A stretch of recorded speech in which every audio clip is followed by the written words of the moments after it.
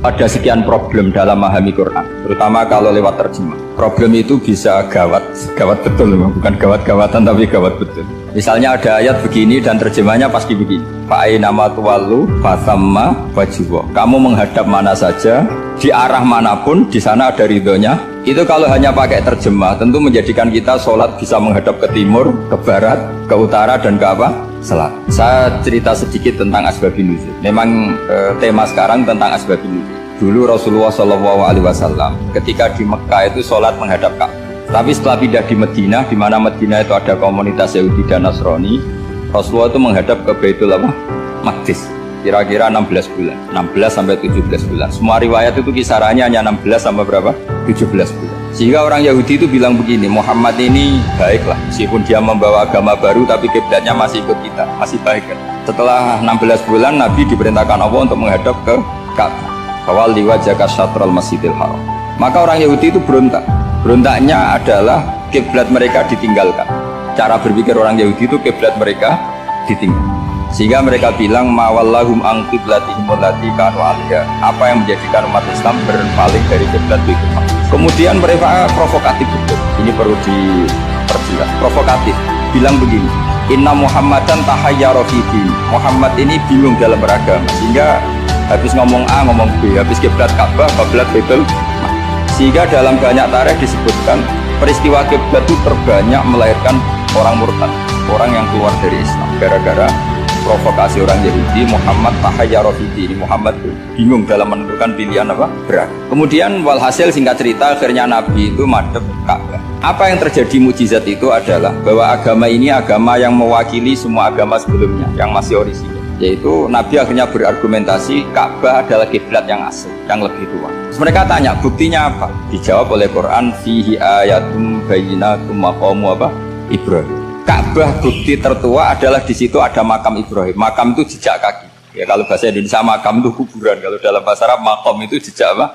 Jejak kaki. Sehingga diketahui oleh sejarah, dibuktikan di situ ada jejak kaki siapa? Nabi Ibrahim. Sementara nisbatnya Baitul Maqdis itu adalah kepada Nabi Musa dan Nabi Harun. Yang ini adalah turunan dari Nabi siapa? Ibrahim. Hikmahnya apa? Begini, sebagai bukti bahwa Baitul Maqdis pernah menjadi poros Islam atau poros Tauhid, maka Nabi Muhammad pernah disuruh menghadap ke Baitul Maqdis.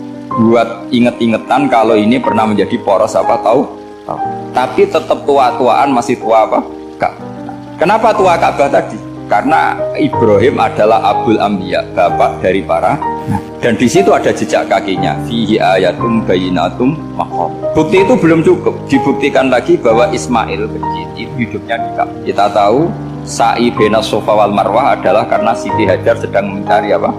Jadi ada bukti sekian, bukti empirik bahwa Ibrahim itu kiblatnya itu Ka'bah, bukan Baitul. Sehingga ada kata-kata fihi ayatum bayyinatum maqamu. Nah, tanpa ngerti asbabun nuzul, kamu akan mengartikan fa'inama tuwal fasamma wajhullah itu salah. Karena di situ kamu menghadap mana saja, maka di situ ada ridhonya.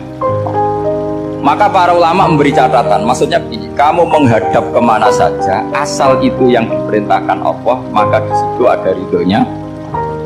Harus seperti itu maknanya, disesuaikan dengan konteks asbabun. Tanpa seperti itu tidak bisa. Dan masih banyak lagi kepentingan tentang asbab. Jadi problem sekarang adalah banyak mufassir yang hanya mengartikan dari terjemah. Itu bahaya sekali. Jika ada orang yang menikah secara mut'ah, itu kan mirip kayak transaksi zina. Mereka berdalil famastamta'tum bihi minhunna fa'atuhunna ujurahun. Perempuan yang sudah kamu nikmati, yang penting kamu bayar. Terjemahnya seperti itu. Karena ujur itu jamaknya ujroh. Itu fatal sekali. Padahal ayat itu begini, settingannya begini, setting siakul kalamnya atau asbabun nuzulnya begini. Ini sekaligus, memang saya sengaja ngaji dengan tema yang berat untuk penghormatan pada yang ngaji. Kalau temanya ringan kan kayak TPG. Begini asbabun nuzulnya begini. Wal muhsanatu minan nisa yang awal juz 5 itu, ya kita santai aja, yang awal juz 5 itu sebetulnya maktuf, diatafkan pada ayat hurrimat alaikum ummahatukum wa banatukum wa akhwatukum wa ammatukum wa kholatukum wa banatul akhi wa banatul. Jadi perempuan yang haram dinikah itu ada 7 yang faktor nasab, yaitu siapa? Ibu, putri, saudara putri, bulik dari bapak, amah itu bulik dari bapak, kholah itu bulik dari ibu, keponakan dari saudara lelaki, keponakan dari saudara perempuan. Ini disebut haram karena nasab gen. Kalau orang Jawa bilang hanya 4 karena ngitungnya bulik baik dari bapak maupun ibu. Kalau orang Jawa bilang kan bulik terus keponakan dihitung 1, padahal ada keponakan dari saudara lelaki, ada keponakan dari saudara apa? Perempuan, wabanatul akhi wabanatul. Terus kedua, haram karena rodok. Kita tahu dalam hukum Islam rodok adalah sama dengan nasab. Jadi ibu yang pernah menyusui kamu berarti jadi ibu kamu, dan saudara sepenyusuan berarti menjadi saudara kamu. Ini disebut wa ummahatukumul lati arda'nakum wa akhwatukum minar. Terus ketiga, haram karena musoharoh, karena besanan.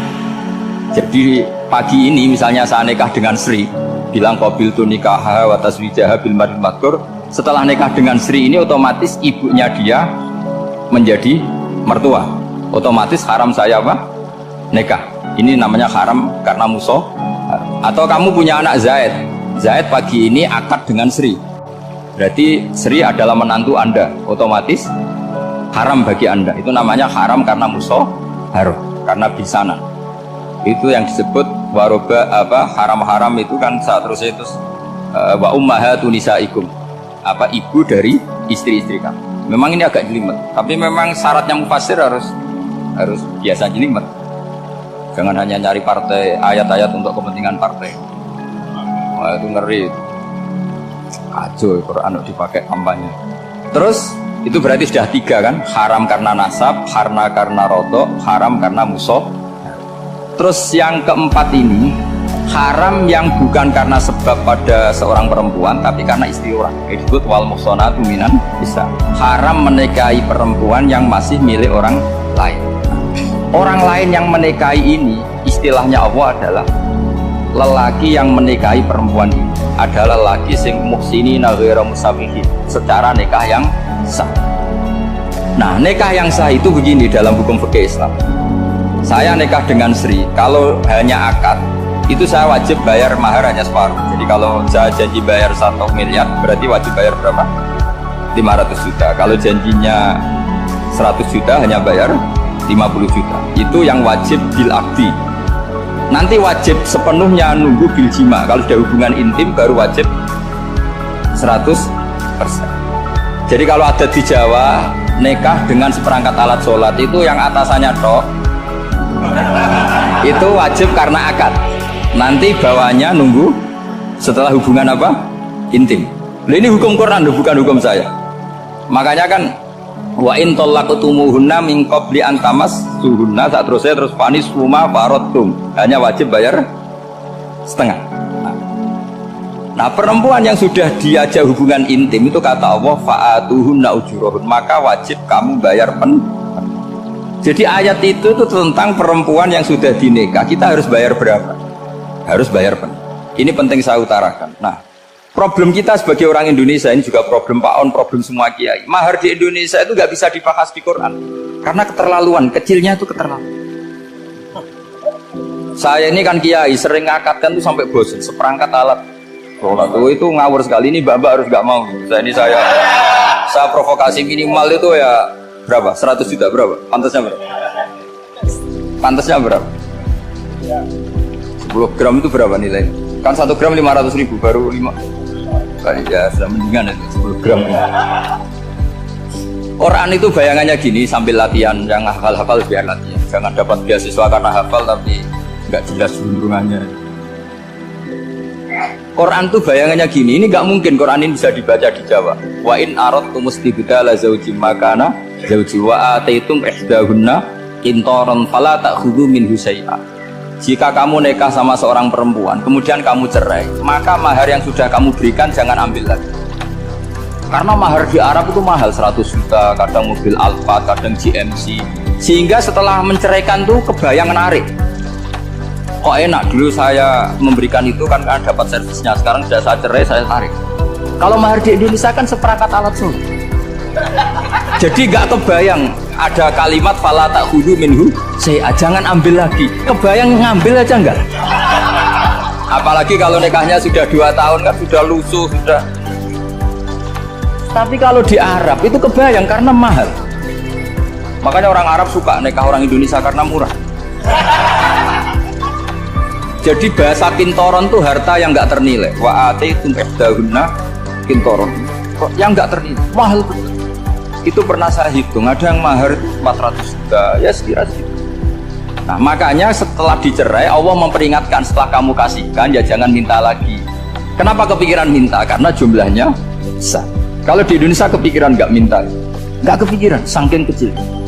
Perangkat alat sholat kadang 1 juta. 1 juta itu setelah hubungan intim, sebelumnya yang wajib hanya 500. Itu kan nggak kebayang. Makanya susah ngartikan Quran di Indonesia, kadang susah karena kadang terlalu. Itu pernah Sayyidina Umar radhiyallahu anhu pernah bilang begini, wahai para perempuan, mahar itu jangan mahal-mahal, kasihan para lelaki. Itu ada perempuan alimah, ya orangnya alim betul. Itu usul langsung gini, ya Amirul Mukminin, laisa dzalika laka ya Amirul Mukminin. Faqad qala ta'ala wa atiitum ihdahunna qintaran. Kamu hanya seorang Amirul Mukminin, tidak berhak bikin aturan pembatasan mahar. Allah saja tidak batasi, kenapa kamu batasi? Sehingga dulu yang namanya nikahnya Sulaiman Agung atau Jamaluddin siapa atau kalau hadiah ya sampai tas mahal itu kan dari bahasa Arab mumtaz mahal. Mumtaz itu istimewa, mahal itu tempat. Dia punya istri yang sangat dicintai, dikasih hadiah mumtaz mahal. Silat Jawa jadi apa? Tas mahal itu sama Mujitulil Labab kalah. Itu kalau cerai kan kepikiran minta lagi, dikasihkan yang baru. Tapi kalau di Indonesia tidak mungkin karena apa tadi? Seperangkat alat sholat. Begitu nyari yang murah lagi. Yang bagus pitanya, bungkusnya yang bagus. Maka nggak mungkin kita maknani Quran tanpa mengenal yang bernama asbabin. Karena makna ayat itu bisa kacau kalau kita tidak tahu asbabin. Yaitu kayak tadi makna fa'ina matuwalu fatamma wajibah. Itu maknanya kan kamu menghadap mana saja, boleh saja di sana ada ridhonya Allah. Berarti kan bisa ke timur, ke selatan, ke utara, ke mana itu bahaya betul. Sehingga kata ulama harus mengkaji asbabin supaya porsi ayat ini sampai semana jauhnya itu kita tahu. Tanpa tahu itu tidak bisa. Begitu juga menyangkut kiblat.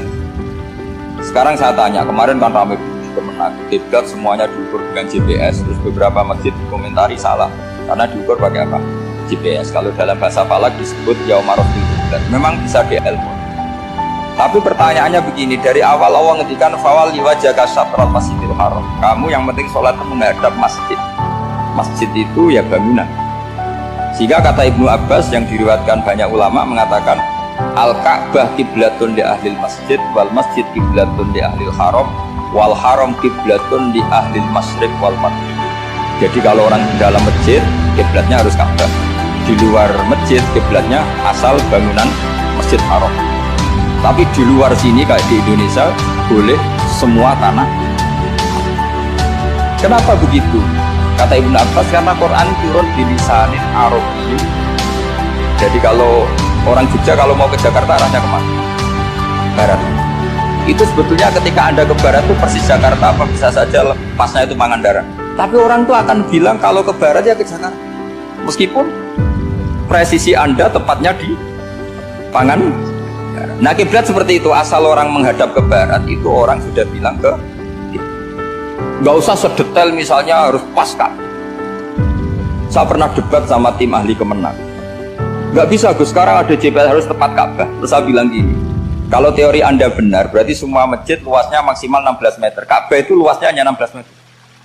Berarti Masjid Ulil Albab yang pojok sana sama pojok sana, kira-kira itu ya sudah tidak kena Ka'bah.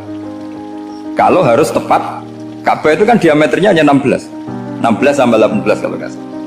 Berarti semua masjid kalau ingin tepat Ka'bah harus pas 16. Kalau terlalu luas pilihannya harus cekung. Kan jadi aneh. Makanya saya itu sering Pak On, dulu saya ini biasa debat fikih. Kalau di tradisi pesantren namanya Fasul Masail. Saya punya teman yang paling kurang ajar, yang paling saya kenang dalam panjang sejarah. Dulu itu kalau debat fikih itu ya seru. Kalau aturan fikih kan gini, soft paling baik itu kan soft pertama, baru kedua, baru tiga. Yang paling keren kan soft awal, soft.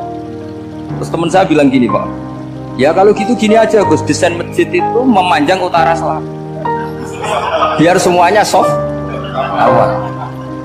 Gara-gara didesain begini kan ada soft 2, soft 3. Apa susahnya kita bikin mulai awal supaya masjid memanjang utara Pak selatan, supaya semuanya soft awal.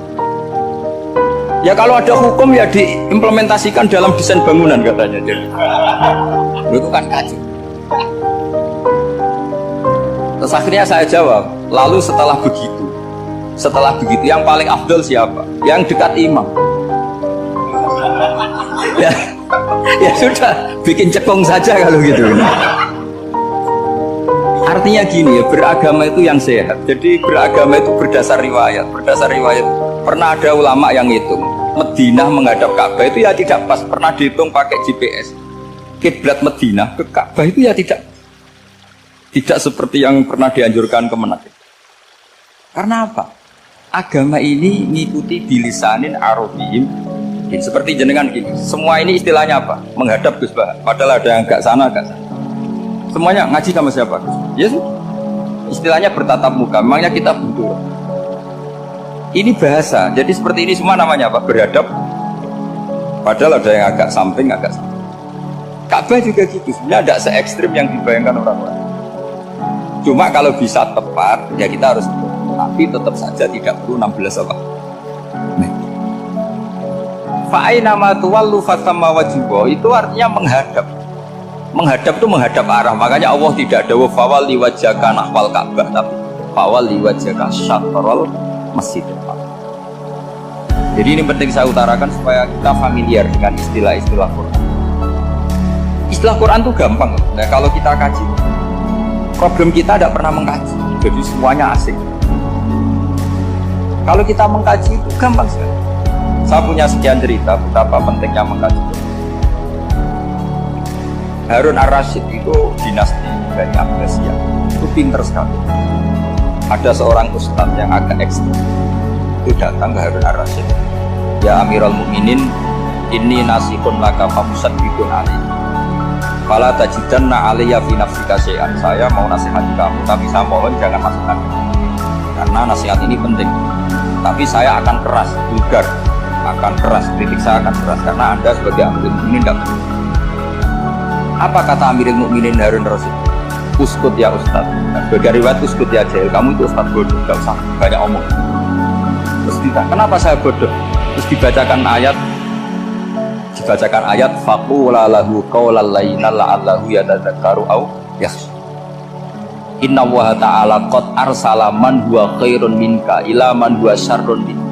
Wa ma'adzalika qala ta'ala faqula lahu qawlan layyinan. Allah pernah menugaskan seorang yang lebih baik ketimbang kamu, yaitu Musa dan Harun. Musa dan Harun adalah seorang nabi. Kepada orang yang lebih buruk ketimbang saya, yaitu Fir'aun.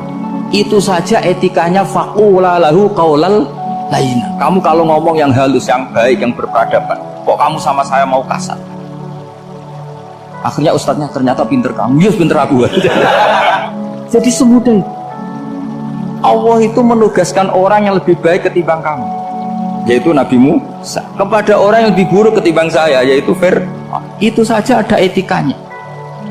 Kok kamu sama saya mau tambah etika? Mau main kasar hanya karena kamu merasa nasihat Anda benar? Jadi gampang sekali memahami Quran. Tapi lagi-lagi memang bagi ahlinya. Tapi ini saya bantu supaya sampean jadi ahli apa? Quran. Meskipun ngajinya sebulan sekali. Sudah sebulan sekali tidak punya kitabnya. Sudah. Jadi ulama dulu kalau belajar Quran itu gampang. Saya berkali-kali cerita, yang kitab saya baca di rektorat namanya Sajarul Ma'ad. Itu kalau cerita bikin judul itu enak sekali. Bab nafil ibad di kulil bilad. Bab seseorang di mana saja hidupnya harus bermanfaat. Terus dalilnya itu hanya mengutip makalahnya Nabi Isa, wa ja'alani mubarakan ainama.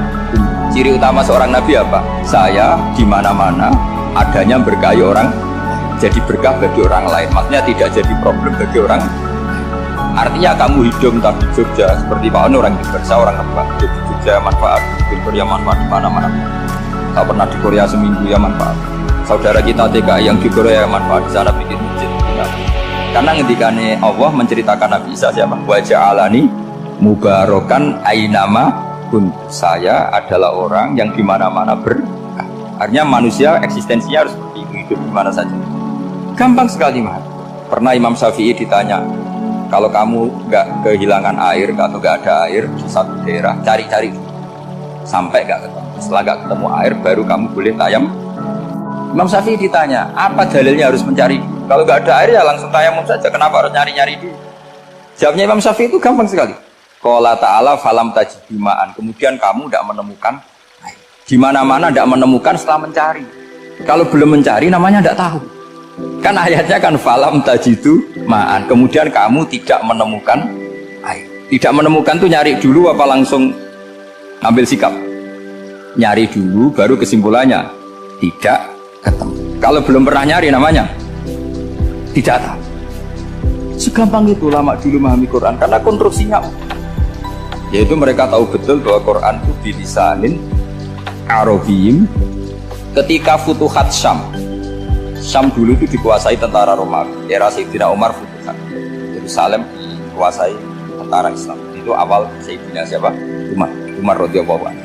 Ketika Futuhat mau ada pesta besar-besaran, tapi Umar menolak. Ketika menolak, kenapa Anda menolak? Beliau hanya membaca ayat Innallaha ta'ala ayyara qauman faqala adhabtum thayyibatikum fi hayatikum. Allah itu mengkritik satu komunitas kaum yang zaman di dunia menghabiskan semua kenikmatan. Maka kita tidak perlu syukuran besar-besaran. Jangan-jangan jatah kita di akhirat kita habiskan di dunia. Adhabtum thayyibatikum fi hayatikum. Semudah itu ulama. Rasulullah pernah dahar, pernah makan karena 3 hari gak makan. Kalau di Indonesia gak makan nasi, gak makan daging, sudah lama sekali. 3 hari Nabi hanya makan kurma dan air putih. Pernah Nabi gak makan roti sampai 3 hari. Kalau Indonesia mungkin gak makan nasi. Di hari ketiga, ada sahabat yang berganti Nabi disembilankan kambing, dipotongkan kambing, Nabi disuruh dahar. Itu baru dahar setengah piring Nabi. Ketika ditanya, setengah piring itu kan sudah kuat untuk sholat, untuk apa saja. Ditanya, ya Rasulullah kenapa berhenti? Bukankah engkau tidak makan ini 3 hari? Nabi menjawab, walatus alunna yawma idzin anin naim. Semua nikmat yang saya rasakan nanti ada pertanggungjawaban. Makanya saya ada ingin banyak. Wah itu kalau diterapkan di sini nggak populer. Makanya saya tahu gayanya ngaji Quran tapi itu nggak siap dengan konsep-konsep Quran. Jadi segampang itu orang-orang. Nah karena apa ya itu tadi? Mereka tahu asbab ini. Quran itu diturunkan dalam konteks apa? Lafaz ini arahnya kayak apa, mutlak muqayyadnya kayak apa, muhkam mutasabihnya kayak apa, nasah mansuhnya kayak apa. Nah sedikit saya cerita ini mungkin contoh terakhir supaya gak lama-lama, nanti bingung kalau lama. Yang bingung ya saya bingung cara memahamkan. Jadi kalau guru itu kan bingung cara memahamkan, kalau murid bingung cara memahami. Gak tahu tingkat kebingungannya sama. Kalau guru itu bingung cara memahamkan. Kalau murid bingung cara. Jadi ini pertemuan 2 kelompok bingung. Yang satu bingung cara memahamkan, yang satu bingung cara. Kalau orang ekstremis bingung cara merusak suasana. Itu gak bener. Ada loh. Rasulullah itu nabi. Itu paling pusing yang ngadepi orang-orang yang ekstrim. Karena apa? Cara berpikir itu lompatannya itu gak tertib. Jadi nabi itu cara berpikir itu kecerdasan nubuah. Sementara orang ekstrim cara berpikir itu kecerdasan nafsu, bukan kecerdasan manusia. Kalau manusia masih baik nafsu. Misalnya begini, kalau dalam tradisi nubuah itu, saya dengan Pak Anu berteman lama, mulai tahun 2000 berapa. Itu kalau Pak Anu bertamu ke saya, harusnya tidak usah tak kasih makan, karena sudah dekat. Tapi kalau kenalan baru itu dikasih makan, disangoni. Jadi Nabi itu perilakunya agak unik. Akhirnya ada orang yang cara berpikir itu dangkal, ya Rasulullah ini tidak fair. Yang iman lama tidak diservis, yang iman baru. Cara berpikir Nabi begini, seorang Ansor itu kan sering memberi Nabi. Perjuangannya Nabi ditopang orang apa? Ansor. Donatur lah, kira-kira orang Ansor itu donatur. Donatur itu keren. Karena donatur itu artinya al-yadul ulya khairum minal yadis. Sehingga ketika Nabi sudah menguasai negara, menguasai Mekah Madinah, sudah futuhat, itu orang Ansor tetap gak diservis. Yang diservis Nabi itu orang-orang baru masuk Islam, disebut wal mu'allafati qulubuhum atau Islam mu'allaf. Ada 1-2 orang yang protes, tentu yang nggak pinter, tukang protes pasti. Wong iskal-iskalnya sendiri, otaknya nggak sampai-sampainya sendiri, orang lain disuruh jawab. Makanya di sini tidak ada tanya jawab, nanti iskal-iskal kamu bingung-bingung kamu sendiri, saya disuruh jawab.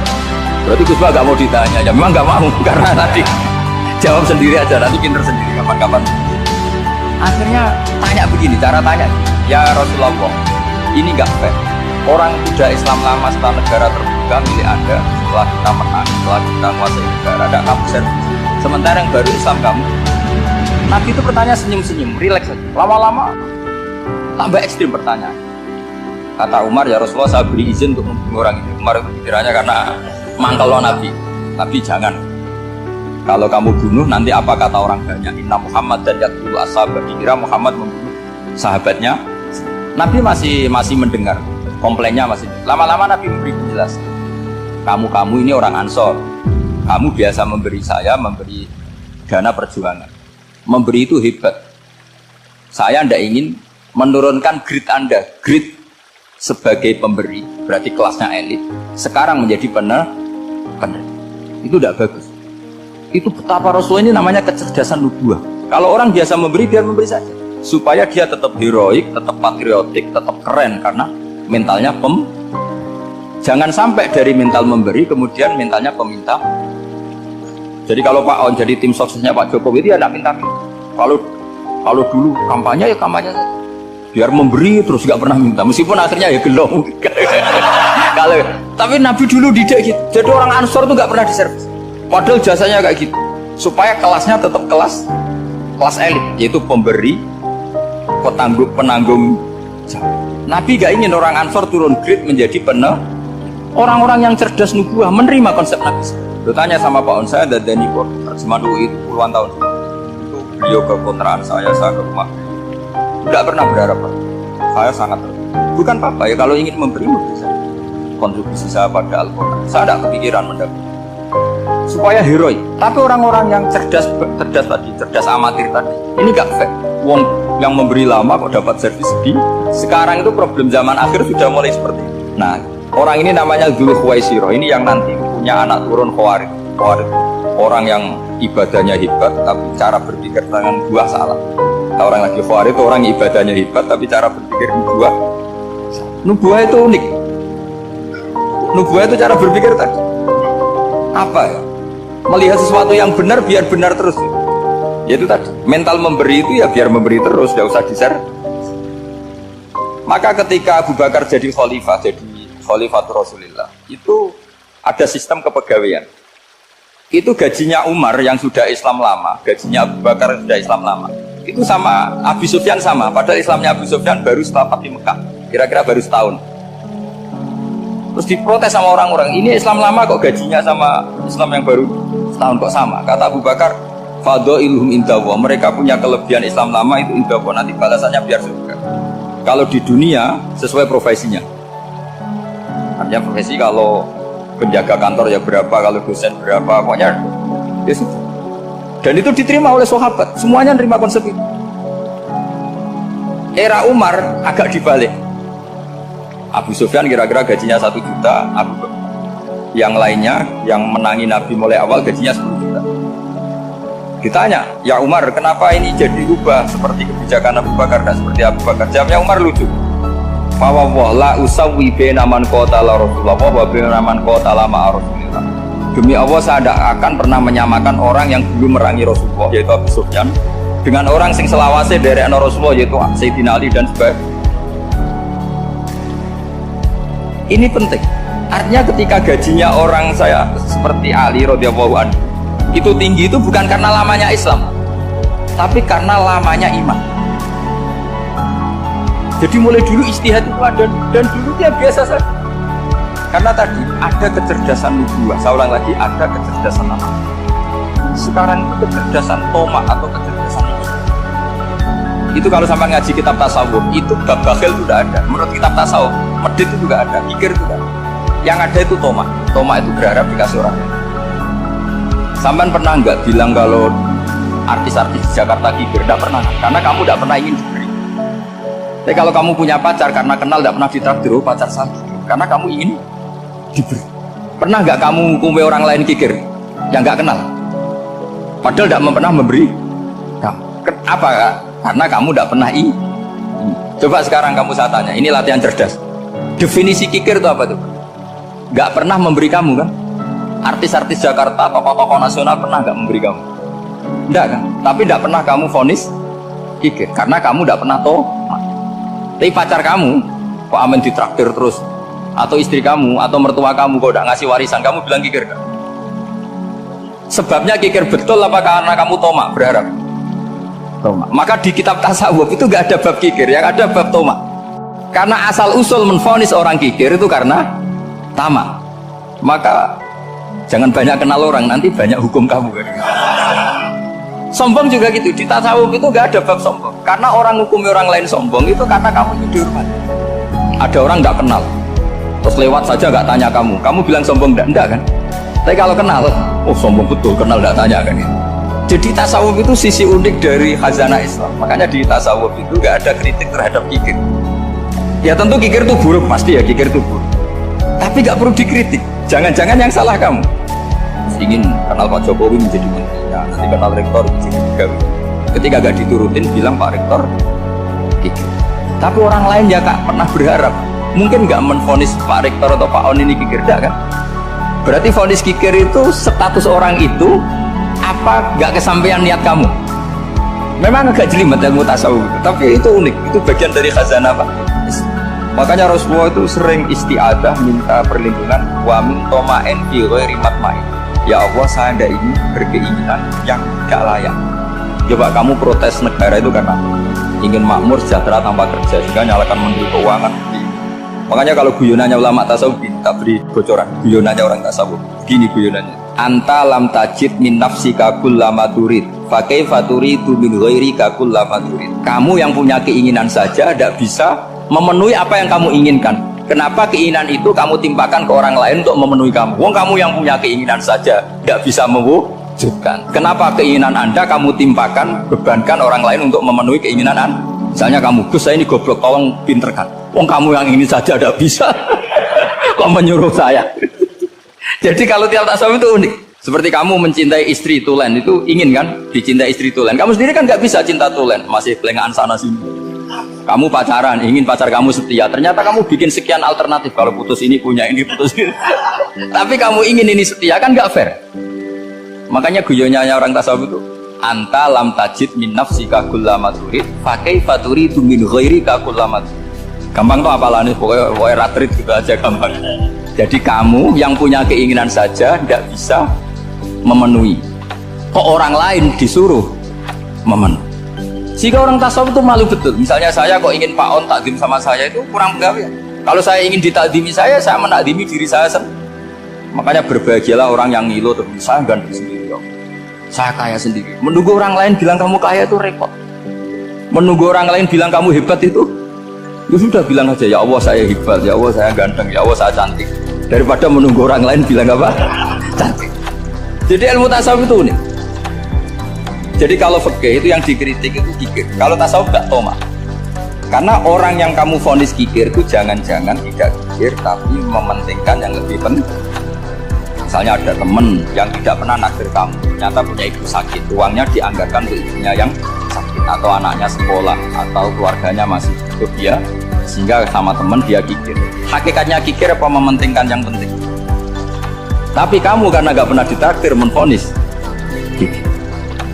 Nah, ini pelajaran. Jadi makanya yang dianteni ilmu tasawuf itu toma, tamat kalau dalam bahasa Inggris, bukan kikir. Karena vonis kikir itu akan disematkan orang yang tidak kesampaian hajatnya. Pokoknya bapak saya itu, keluarga dia itu ajarannya, yang penting jangan berharap dari orang lain. Ini Pak On saksinya, saya dulu benahin terjemah itu nggak pernah ingin berlakukan seperti itu. Yang ngaji aja. Karena pikirannya keluarga Kiai itu sederhana. Kalau ngamal ya ngamal saja. Ngamal itu heroik. Makanya buyut-buyut kita semua ini kan pahlawan. Membela negara Indonesia juga. Yang nggak pernah kebayang jadi presiden. Jadi sekarang nggak ngamal sedikit saja harus jadi menteri jadi. Ini bahaya kalau dalam kelangsungan bernegara. Karena orang biasa transaksi. Awal negara ini dibangun berdasar heroik, bukan berdasar apa? Transaksi. Tapi sekarang orang akan membiasakan itu. Apa-apa itu transaksi. Nah, ini tidak bagus untuk kelangsungan bernegara, apalagi kelangsungan beragama. Sehingga seperti saya ini masih punya desa-desa binaan di Sragen, pedalaman Papua sekali. Saya punya santri banyak di Papua. Itu kalau cerita itu unik-unik. Itu mau Jumatan, itu nggak ada orang Papua. sudah datang setengah 12, itu datangnya 3 jam, di situ mau ketemu santri 3. Akhirnya mereka tanya gini, Pak, pertanyaannya itu, Gus, boleh nggak Jumatan orang 3? Secara fikih Syafi'i kan harus orang 4. Kemudian mereka tak bilang, gue sholat duhur saja. Mereka nggak mau, wong Jumat-Jumat kok duhur. Harinya kan Jumat, masa sholatnya? Sehingga kita yang jadi kiai akhirnya nyari fikul madzhabil arba, nyari fikih madzhab. Ternyata Imam Malik membolehkan orang 6, ada yang bilang 12. Yang penting keceluk jampun itu kelompok. Kalau 3 kan belum keceluk apa? Belum disebut apa? Oh. Ini penting saya utarakan supaya kita berjuang itu bukan karena selfish seperti ini. Tapi yang namanya dakwah itu menjadikan orang tidak tahu menjadi tahu. Termasuk kepada desa-desa tertinggi. Sama. Yang namanya menteri itu pembantu presiden untuk memenuhi kebutuhan rakyat banyak. Sekarang misalnya menteri pertaniannya itu hebat, cerdas, tapi petani nggak mau nandur padi mau apa? Coba yang membantu ketahanan pangan itu para petani mau nanam padi apa karena menteri pertanian? Karena petani mau nanam. Ya sudah GR saja, kita pembantu presiden. Karena ikut menyumbangkan ketahanan. Tapi kamu kan nggak digaji, kita keren, ngamal tambah harap gaji. Ini ini penting supaya Anda itu nggak hati kecil gitu. Ikut menyumbang negara tanpa ingin dapat gaji. Keren nggak? Nah itu nubuah. Apa? Nubuah. Orang Ansor itu seperti itu. Sehingga ketika Rasulullah wafat dan ada kompetisi kepemimpinan, itu orang Ansor gak ikut. Sudah kita makmum saja, silahkan dibagi di. Saking baiknya orang. Nah, makanya saya ulang lagi, kecerdasan nubuah ini yang gak dipahami orang Khawarij. Orang Khawarij cara berpikir yang kerja banyak harus dapat. Sementara kecerdasan nubuah enggak, yang biasa memberi terus memberi saja. Ini saya baca supaya dapat berkahnya ulama-ulama, karena ini sekarang oleh ulama yang dipakai rujukan seluruh dunia. Begini, qala Ibnu Taimiyah ma'rifatu sabab yu'inu ala fahmil ayat. Jadi mengenali asbabun nuzul itu membantu memahami secara benar ayat itu. Karena tadi kalau ayat itu dipotong, itu maknanya bisa kacau kayak tadi famastam ta'tum bihi minuna fa'atuhunna ujuruhun. Kalau diterjemah itu kan mendukung kawin mut'ah. Kalau terjemahnya saja perempuan siapa saja yang pernah kamu nikmati, yang penting kamu bayar, itu kan aliran sesat dan menyesatkan. Itu konteks asbabun nuzul tidak seperti itu. Perempuan yang sudah menjadi istri kamu, seolah lagi perempuan yang sudah menjadi istri kamu, jika sudah kamu hubungan intim maka maharnya harus dibayar penuh. Tapi kalau belum hubungan intim, maharnya hanya wajib separuh. Fanis suma farotum illa ayafuna au ya'faladhi biyadihi uqdatun nikah. Tapi tadi kalau di Indonesia gimana Gus? Itu yang repotnya, maharnya itu tadi mau kena atasan dan apa? Bawahan. Wah kacau kalau di Indonesia. Sehingga kita bingung kalau dalam logika Arab kan gitu. Bayangannya kalau cerai, kata Allah fala ta'khudhu minhu syai'an. Harta yang sudah kamu berikan ke istri jangan diambil. Sampai dilarang ngambil tuh karena jumlahnya banyak, sehingga kepikiran ngambil. Kalau di Jawa nggak usah dilarang, sudah tidak akan ngambil karena rukuhnya sudah. Itu susahnya baca Quran di Jawa ya. Karena dari awal maharnya terlalu apa? Kecil.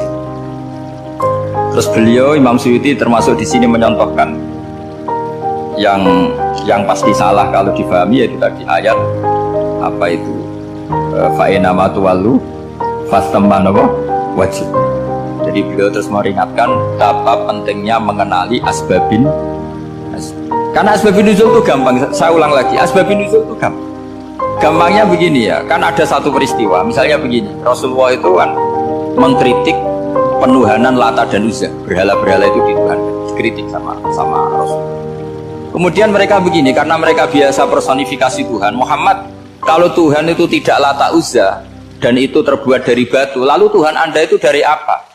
Amin fiddotin audabin, lalu Tuhan Anda ini dari emas apa dari perak? Karena mereka nggak bisa membayangkan Tuhan tanpa dipersonifikasi.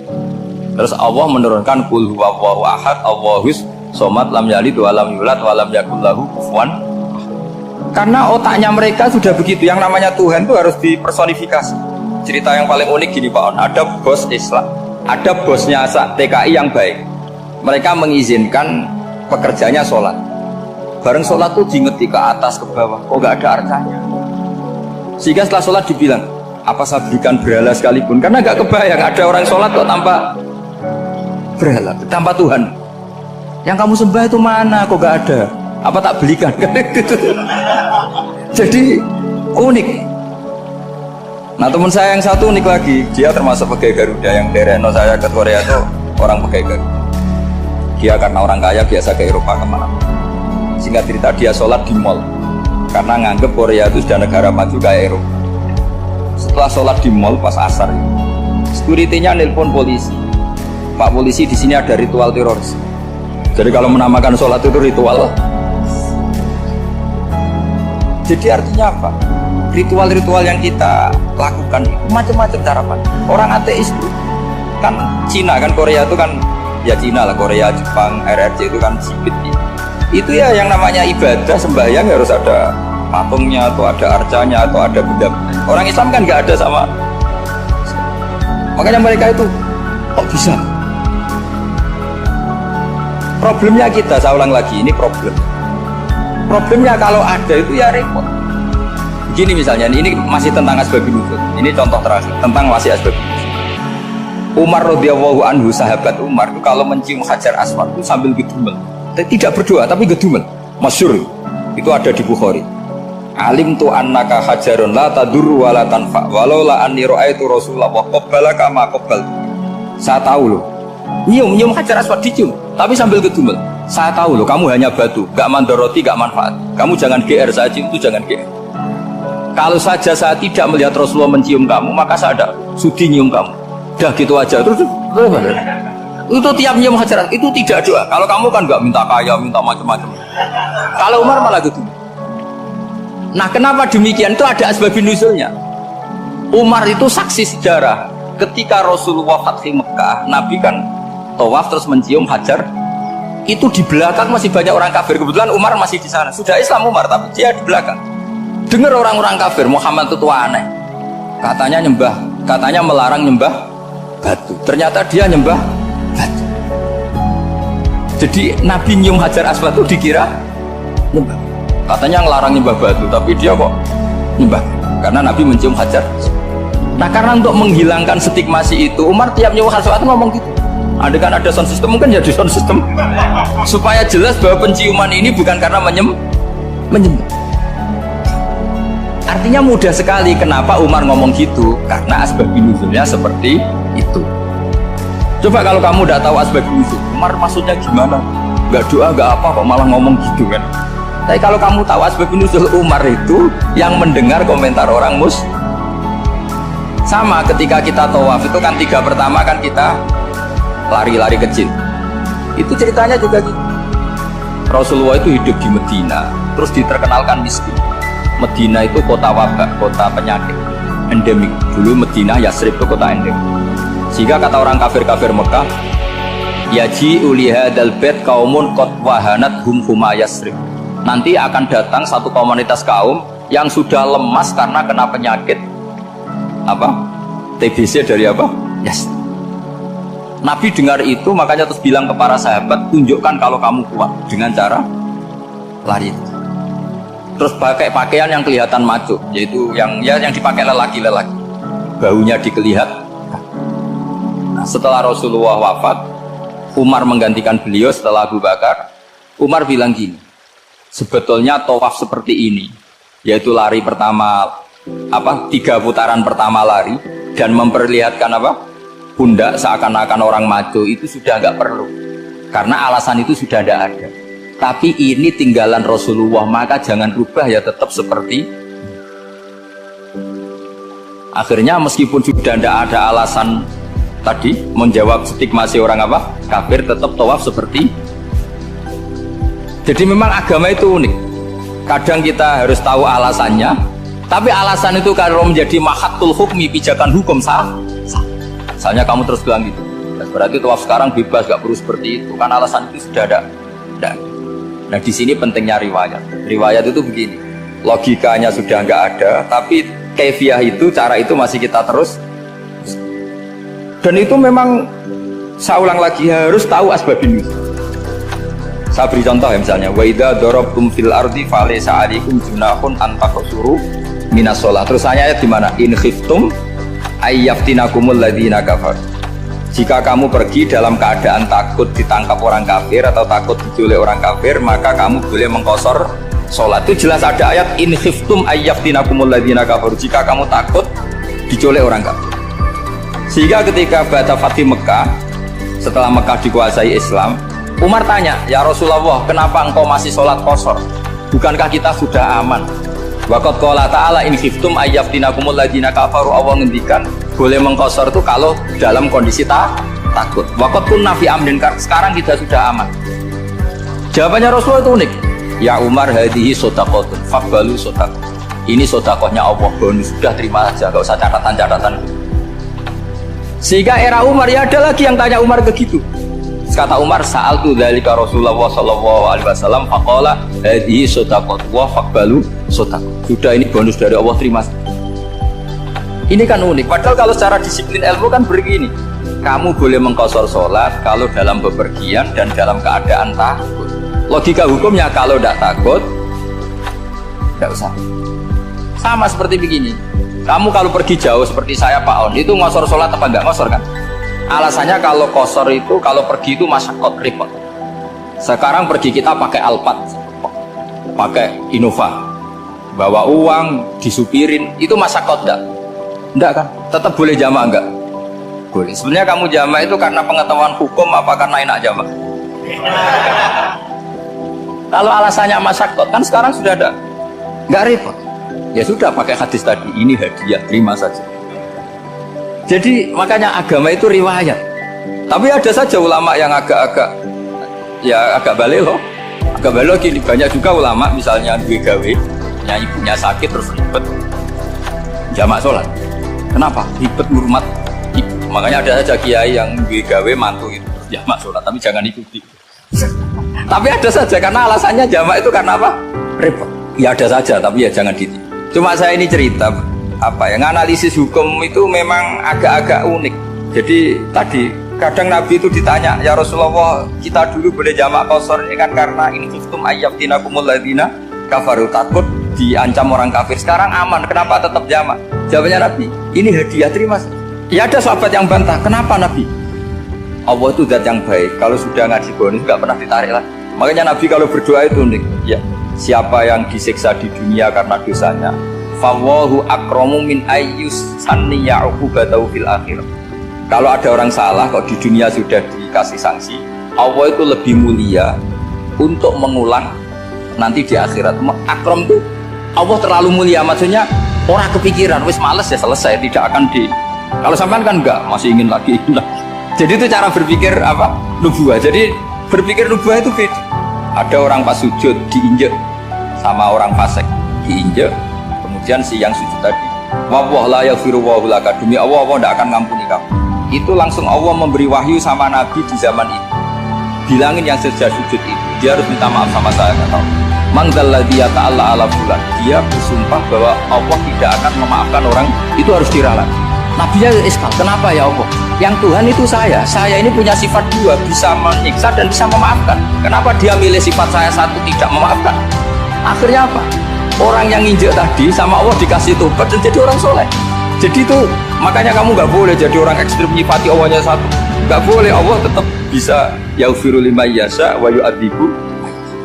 Sifatnya Allah dua ya tetap dua, nggak boleh kamu pilih satu. Misalnya kamu kan biasanya gini, yang ghafur untuk kamu, yang sadidul uqab untuk orang lain. Mesti kelakuannya sama kan begitu. Nggak boleh seperti itu. Rasulullah kayak apa bencinya sama Wahsy? Karena Wahsy itu qatilul Hamzah. Yang membunuh Sayyid Hamzah siapa? Itu bencinya bukan main Rasulullah, sampai maksud-maksud Wahsy.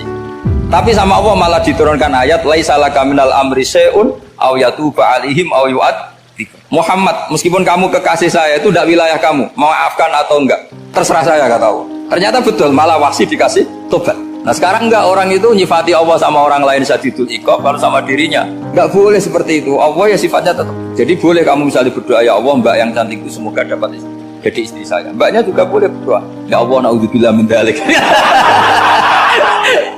Jadi ini adu kekuatan, nanti terserah nanti Allah pihak yang mana. Kayaknya pihak yang perempuan mungkin. Karena kasihan kan kalau cantik dapat orang apa? Jelek. Saya tuh andaikan boleh fatwa fikih, yang saya haramkan tuh orang jelek dapat orang jelek. Karena kasihan anak-anaknya, tahu-tahu jelek banget. Jadi dengan kasihan itu. Jadi dalam Islam itu seperti itu. Jadi apapun benci kita sama musuh kita, Allah bisa saja memperlakukan musuh kita secara baik. Karena Allah itu yaghfir. Tetap kita harus sifati Allah yaghfiru liman yasha wa yu'adzibu. Jangan karena kita benci seseorang seakan-akan Allah sama dia pasti menyek. Itu yang dicontohkan Allah kepada Rasulnya. Itu beliau tidak cocok sama Wahsy. Malah Wahsy dikasih petunjuk. Makanya terus ada ayat apa laisa laka minal amri syai'un aw yatuba alaihim aw